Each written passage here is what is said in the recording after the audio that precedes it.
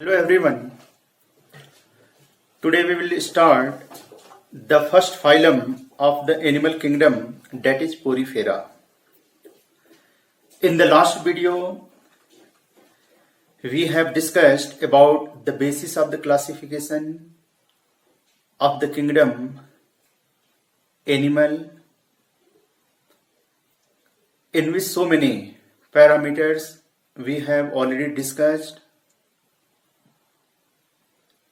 From today onwards, now you will start the study of the classification as per the phylums.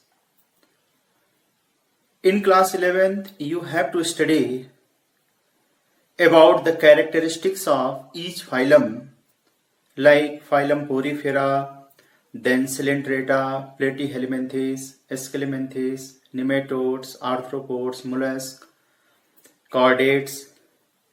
So all these phylums we have to study. You have to focus more about the features of a particular phylum and what kind of the animals they are kept into a specific phylum. So let us start the first one, that is phylum Porifera. The Porifera phylum consists of the animals having the pores on their body. They are pores bearing animals. If you will observe any sponge or any member of the Porifera, suppose this is the member of the Porifera, you can observe so many minute pores present on their body, and these minute pores, they are called ostia. We will discuss later on ostia. One big pore is also there at the tip, and this is called osculum. So, because of the different pores present on the body of the animal, such type of animals, they are placed into the phylum Porifera. Actually, the term Porifera has been taken from the porus. As you know, porus means the pores, and fera taken from the fere means bears, means the pores bearing animals, and they are called the members of Porifera. All the members of the Porifera, they are commonly called sponges. As you can see, in the sponge so many pores are there. The same like these animals, they are having the pores on their body, and that's why all the members of this phylum Porifera, they are commonly known as sponges. These characteristics I have written, I have taken all these features from your NCERT book. I request you all to make all these points in your notebooks also. That will helpful for the revision work. You can learn all these points. So these features are very, very important. I have written here some of the points. You can observe here. You can see here. The members of the Porifera, where they live, where they are found. Actually, the members of the Porifera, they are generally, or you can say commonly, found into the marine habitat. But some of the poriferans, they are also found into the fresh water. Commonly, or you can say mainly, they are found into the marine habitat, but few, for example, I have written here the Spongilla,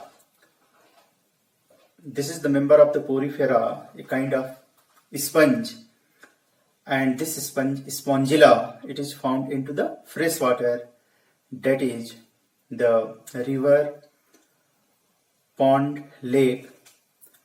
These are the fresh water and where they can found.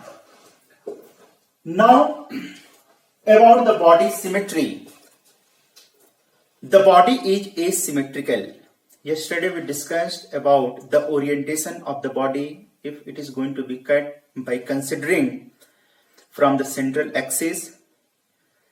The body is not divided into the equal halves, into the different planes, and that's why the body is said to be what? Asymmetrical. I have written here, you have to write the body is asymmetrical. The next, they are diploblastic. As you know, the diploblastic means how many germs layer are present in their body. The two germs layer are there, and these are ectoderm and endoderm. As you know, some of the animals, they are triploblastic.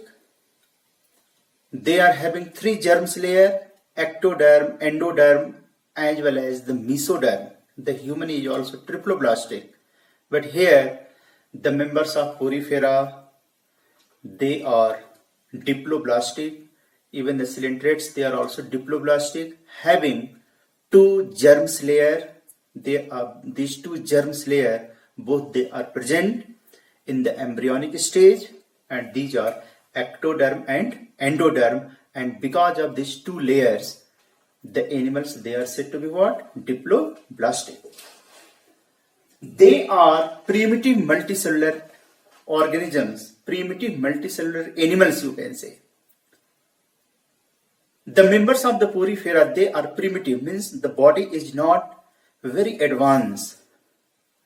They are not well developed like other animals.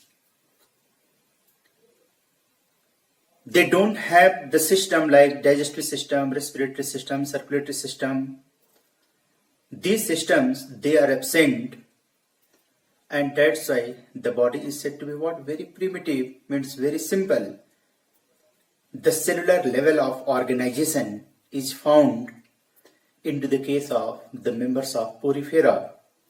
As you know, in the cellular level, the cell, they perform the different activities for the digestion, respiration, excretion, etc. There is the division of labor among the cells. You can't observe here in the case of poriferans that the tissues and organs, they are present. So the body is very simple, and that's why they are called primitive. But they are not unicellular, they are multicellular. That's why I have written here, they are primitive multicellular organisms, or you can say animals. Now the level of organization is cellular level, because the cells, they perform the different activities. The cells, they show the division of labor, they divide their role, and accordingly they do their functions. No tissues, no organ, no systems, and the cellular level of organization is formed. Now there is a term, that is water canal system. It's very, very important. That is water canal system. Actually, in all the poriferans, in all the members of the porifera, a special type of water canal system is found. In this water canal system, the water enters in the body through the ostia. The water comes from outside through the ostia, and the water, whatsoever the food materials and dissolved oxygen, they are present in the water, they enter inside through the ostia. Then the body cells, they absorb, and the excess water along with all the waste materials, they are going to be removed outside through the osculum. So water enters through the ostia and the excess water is removed through the osculum. You can see here with the help of this diagram. This is the LS of the sponge. This is the body. As I told you, the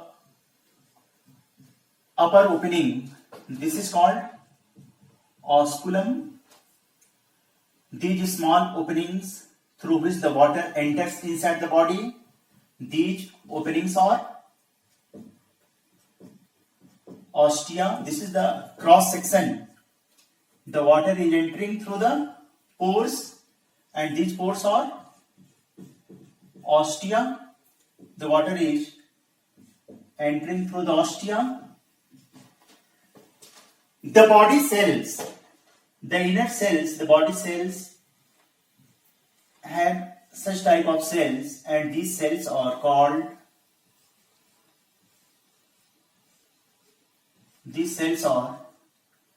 choanocytes.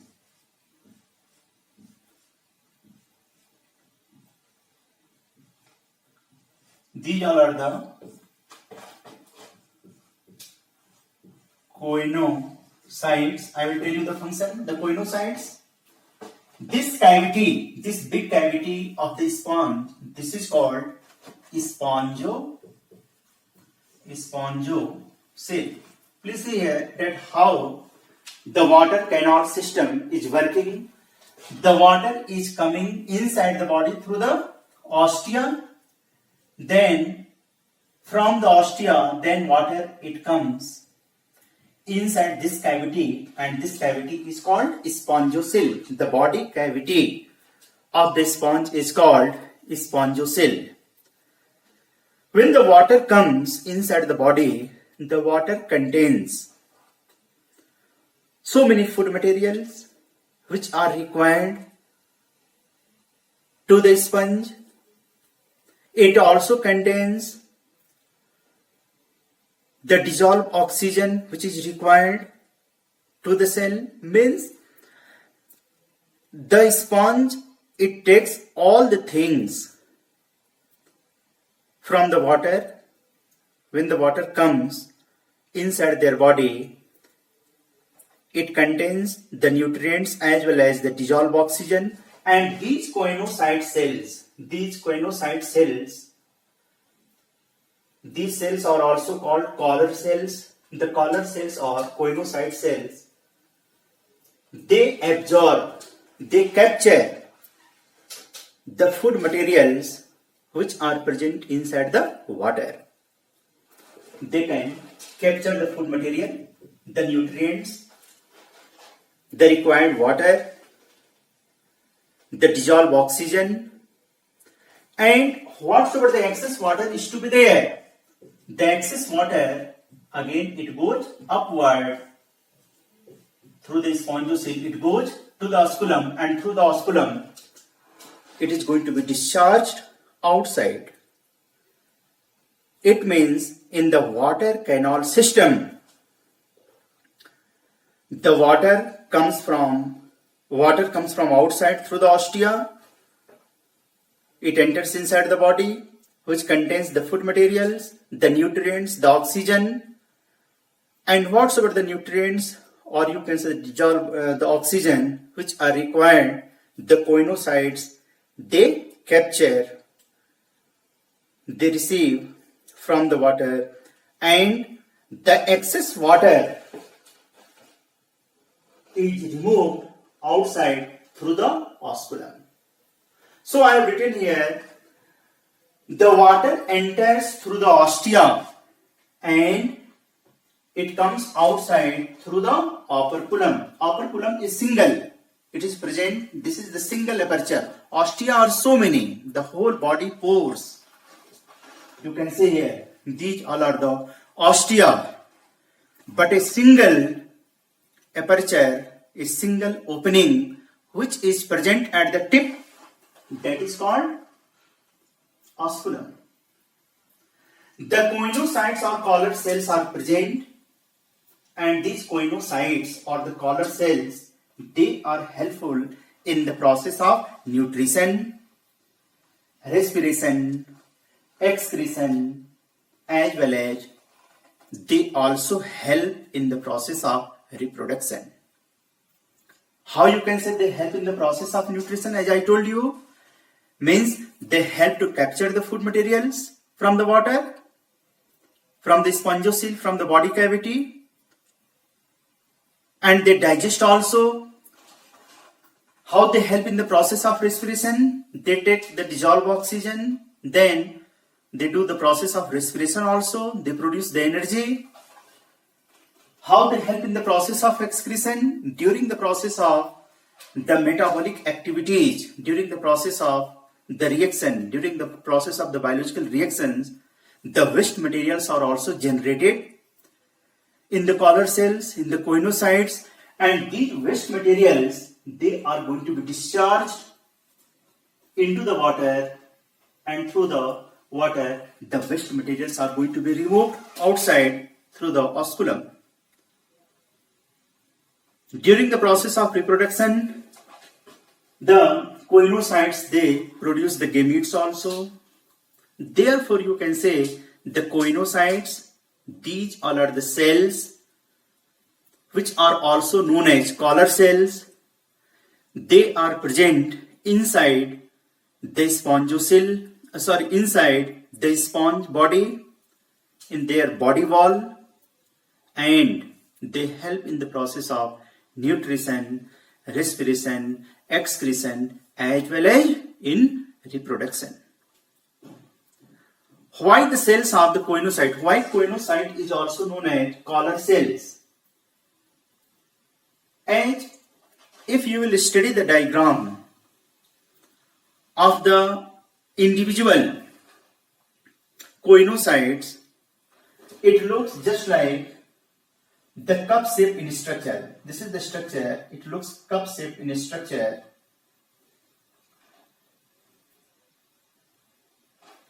Like this, or you can make like this.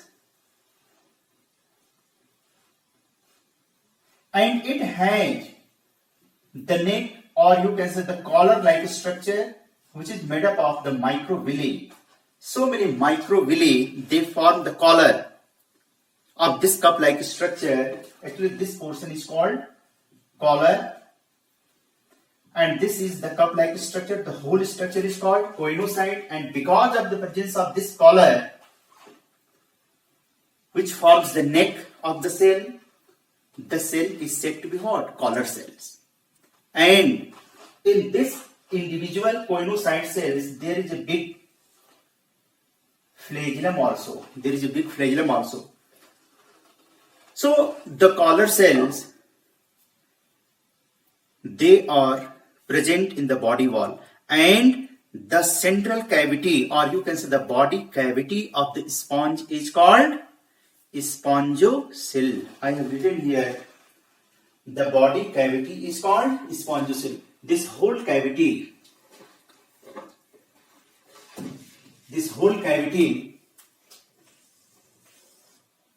of the body is called spongocoel. So these are the cells, and this is the cavity which is called spongocoel. Actually, in NCERT book, it is not given that how many layers are there of the body. The sponge body has two walls. The outer wall, it is not given in the NCERT, is called pinacoderm. This outer layer is called pinacoderm, and the pinacoderm layer is made up of pinacocytes. These are the cells. These cells are called pinacocytes. So the pinacoderm, which is made up of the pinacocytes, it is the outer layer of the sponge, outer body layer, or you can say outer dermis layer, and this layer is followed by the second layer, and this second layer is called choanocytes or collar cells. Choanocytes or collar cells, it is given in the NCERT book. But actually, the two layers are there. The outer layer is called pinacoderm, made up of pinacocytes, and the inner layer, it is called choanocytes or collar cells. Now, and the cavity is called spongocoel. In the sponge, the body is supported by spicules or spongin. The body, as you know, in the case of human being, in the chordates, our body is supported by the skeletal system. If we are not having the skeletal system, just you imagine that how you will maintain your body posture. You can't be erect. You will not able to maintain your body posture. But in lower animals, and especially in this group, in this phylum, in Porifera, all the members, they are having, the body is well supported. It gives the framework of the body, like your bones, and these are called spicules or spongin. So many. You can see here the spine-like structures are present at the different places, and these are called spicules or spongin. Actually, spicules and spongin, they are also made up of a special type of cells, amoebocyte cells, not given in the NCERT, so you can leave it. But overall, you should learn about the spicules or spongin, that these all are the, you can say, endoskeletal, and they are helpful to support the body of the sponge. So the body is supported by spicules or spongin. The members, they are hermaphrodite. As far as reproduction is concerned, the sponge is what? Hermaphrodite. What do you mean by hermaphrodite? This is the sign symbol of the hermaphrodite. Means the same organism, the same body produces both of the gametes, male and female gametes, or you can say the bisexual animals, they are also called hermaphrodite. Earthworm is also hermaphrodite.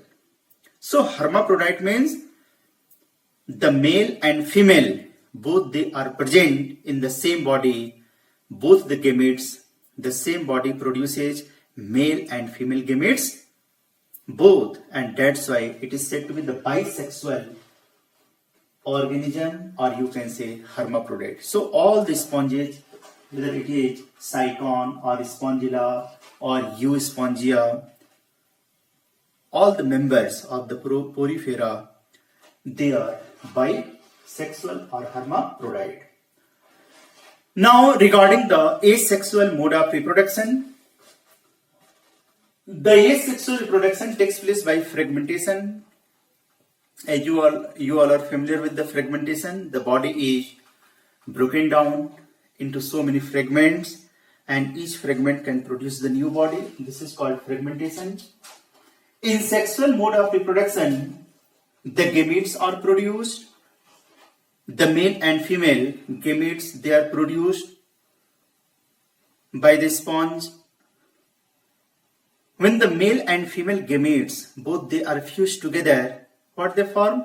They form zygote, and zygote develops into the young ones. But here, it's very, very important that after fertilization is internal also. In some of the cases in animals, like in the case of frog, as you know, the fertilization is external. The male and female frog, both they come to each other, they copulate, but they discharge gametes into the water and fertilization takes place inside the water, and that is called external fertilization. But here in the case of Porifera, the fertilization is internal, means it takes place inside the body. In human being also the fertilization is internal. Actually fertilization is of two types, internal and external. If fertilization takes place outside to the female body, this is called external. And if the fertilization takes place inside the body, inside the female body, this is called internal. So here the fertilization is internal. And development is indirect, that is larval stage comes, which is different from the adult. In the case of human being, as you know, in the case of animals, some of the animals like cows, buffaloes, you can see these animals, they give birth directly to the young ones. There is no adult stage. There is no larval stage. But here, when the fertilization takes place, zygote is formed, and zygote, then it develops into the larval stage. And larva stage, or you can say the larva, it is entirely different from the adult one. Then later on, the larva is changed into the adult. So because of the presence of the larval stage which comes in their life cycle, the development is what? Indirect. In some of the animals, the larval stage do not comes, and the zygote directly develops into the young ones, the newborn baby, and this development is called direct development. But here the development is indirect, and that's in the insect also the larval stage comes, and that's why the development is indirect. In the frog also, the frog, when they fertilize, when there is the external fertilization, then the larva stages comes, that is called tadpole, which is different from the adult frog. In the case of the frog, in the members in the class Amphibia also, the development will be what? Indirect. So here also, because of the larval stage, the development is called indirect. So that's all about the characteristics of phylum Porifera. So please note down all these points from the video, or you can take the help of the NCERT book. I have mainly mentioned all these points which are given in your NCERT, and try to learn all these points. In the next class, I will teach you the second phylum, that is Cyrindreta. So that's all for today. Thanks.